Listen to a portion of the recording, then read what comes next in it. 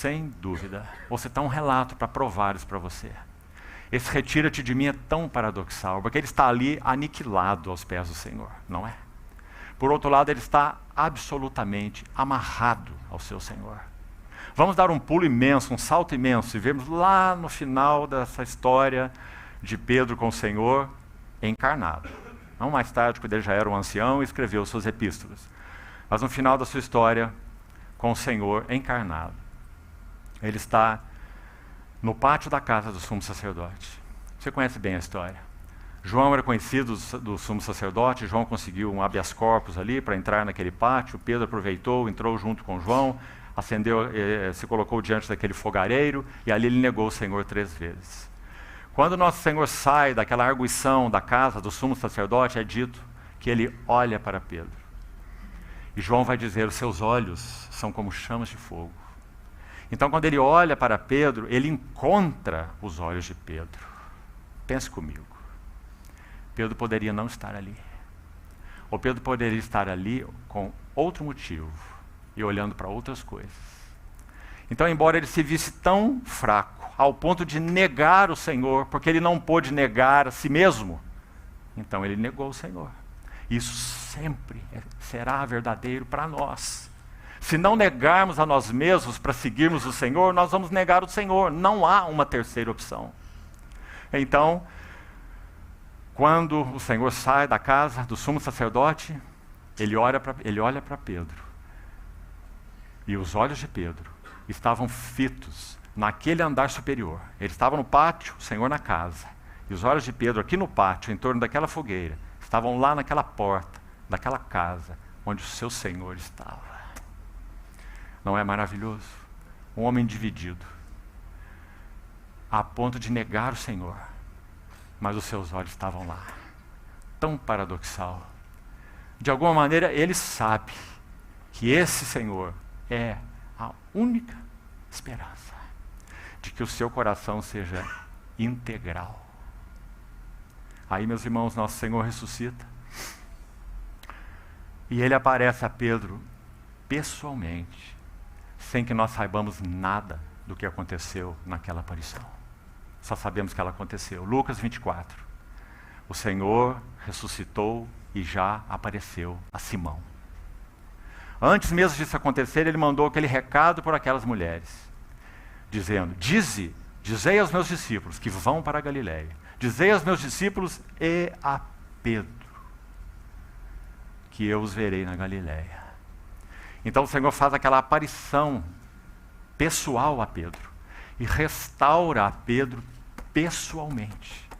Porque a relação é única entre o Senhor e Pedro, como é única entre o Senhor e você. Então ele se mostra a Pedro e ele restaura a Pedro pessoalmente. A pessoa de Pedro, como discípulo dele. Mas não basta. Porque ele tinha dito a Pedro, vinde após mim e eu vos farei pescadores de homens. Ministério, serviço. Esse seria o serviço. Mas o serviço vem depois.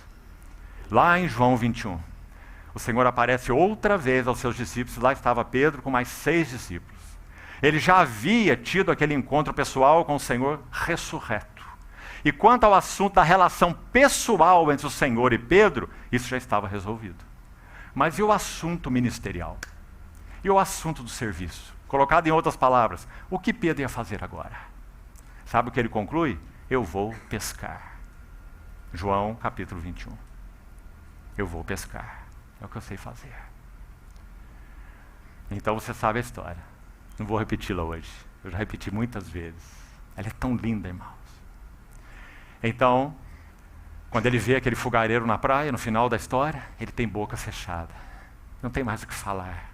Ele é tão ousado, é tão falante, é tão expressivo, não é? É a personalidade dele. Mas agora ele está sem palavras. Porque, mais uma vez, ele teve um encontro com o Senhor, depois de não ter apanhado nada. Depois de ter ouvido aquele homem dizer, filhos, tendes aí alguma coisa para comer? Pescadores profissionais, no mar da Galileia, não pegaram nada. Então eles respondem, não, ou nada. Então João reconhece aquela voz e diz, é o Senhor. E Pedro se atira na água. a 90 metros da praia, o barco e a praia, 90 metros. E Pedro vai nadando à frente do barco e encontra aquele fogareiro. O mesmo ambiente onde há poucos tempos atrás ele havia negado o Senhor. 3 vezes. Então o Senhor faz aquela pergunta: Simão, filho de João, tu me amas? Porque Pedro havia dito que o amava com amor ágape. Porque ele disse: eu irei contigo até o fim, até a morte. Então Pedro, Simão, filho de João, tu me amas? Ágape, pergunta o Senhor. Amor sacrificial, amor até o fim. E Pedro não responde com ágape. Ele responde com filéu. Como que dizendo: Senhor, eu tenho amizade por ti. Mas agora reconheço que meu amor por ti não é sacrificial. Não é até o fim. O Senhor pergunta a segunda vez, com ágape. Pedro responde a segunda vez, com filéu. E sabe o que o Senhor faz? Meus irmãos, se ele não consegue elevar Pedro, nesse momento, ao amor ágape, ele desce ao amor filéu. Porque o forte tem que se fazer fraco com o fraco. Porque o fraco é fraco. Ele não pode ser forte. Então, na terceira vez, o Senhor pergunta: você tem filéu por mim? E Pedro responde: sim, Senhor. Tu sabes que eu tenho. E nas 3 vezes, o Senhor diz a ele: então, apacenta os meus cordeiros. Alimenta as minhas ovelhas. Restauração do serviço. Porque antes ele havia ido pescar, por quê? Porque embora já fosse um homem restaurado, na sua vida ele não via propósito. Porque ele foi chamado para ser pescador de homens. Então não basta que ele tivesse o perdão do Senhor e fosse recuperado pessoalmente pelo Senhor. Ele foi chamado para ser um instrumento nas mãos do Senhor. Mas para ele tudo estava perdido. Então eu vou pescar. É só o que eu sei fazer. Então, meus amados irmãos, bendito seja o Senhor, porque é assim que Ele prepara odres novos. Cada vez mais profundas convicções de pecado. Quando nós olhamos para o cristianismo atual, não é essa a mensagem. A mensagem é triunfalismo, vitória, vida de triunfo, vida de vencedor e etc. Mas você compreende para que essa vida seja vivida. Nele somos mais do que vencedores. Você compreende que para que essa vida seja experimentada, só há esse caminho? Qual é o caminho para a vida vitoriosa? É pregar sobre vida vitoriosa? É o caminho? Qual é o caminho para realmente alcançarmos conhecimento do Senhor? Que não seja arrependimento. Que faremos, irmãos? Perguntaram aqueles que ouviram a mensagem de Pedro. O mesmo Pedro, no Pentecostes. E Pedro disse: arrependei-vos. Arrependei-vos. E cada um de vós seja batizado em nome de Jesus, para a remissão dos vossos pecados, e recebereis o dom do Espírito Santo. Então, irmão, graças a Deus, porque é assim que Ele tem insistido conosco. E sabe, irmão, cada vez mais, até que o Senhor venha, não tenha dúvida, aqueles irmãos e irmãs e aquelas assembleias que pregarem firmemente esse tipo de mensagem, eles estarão na contramão da cristandade. Porque a cristandade continuará falando sobre triunfalismo religioso.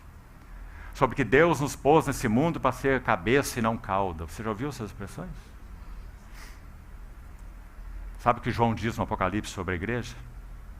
Primeiro, sabe o que ele diz sobre a Babilônia apóstata? Estou sentada como uma rainha. É isso que a cristandade fala. E viúva eu não sou. E pranto eu nunca hei de ver. Mas sabe o que o Senhor diz a respeito da igreja? Bem-aventurados os que choram, porque eles serão consolados. Que contraste, meus amados irmãos. Então, esse é o primeiro passo. O segundo passo, só para citar, nós vimos a nova purificação, graças a Deus. Tudo aquilo que na luz do Senhor é trazido a nosso conhecimento íntimo, nós temos provisão para a purificação. Isso não é uma coisa maravilhosa, irmão? Nosso Senhor nunca irá colocar as mãos assim no seu rosto para nós e dizer: que coisa, você me surpreendeu. Isso eu não sabia sobre você. Você me escandalizou.